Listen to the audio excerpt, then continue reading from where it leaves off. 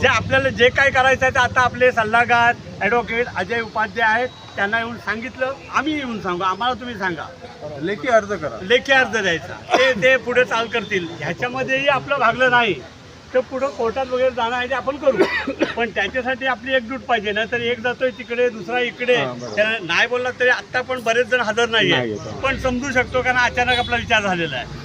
आता हे सगळं करत असताना कोणीही कुठल्याही रिक्षा चालकांनी कायदा हातात घ्यायचा नाही. आणि दुसरी गोष्ट ही, जेव्हा एखादी नोटीस द्यायची आहे तर आमची विनंती राहील तुम्हाला सगळ्यांना, आपले पदाधिकारी जातात मागे आणि तुम्हीच सगळे पुढे जाता.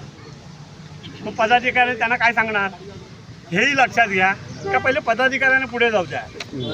अब जर तुमच्या लक्षात आलं की नाही, कारण आता काय आपण असं काय एक सिव्हिल पुरता, एक ST स्टँड पुरता, एक PNP पुरता असं राहिलं नाही, आपण एकत्र आले. बरोबर आहे.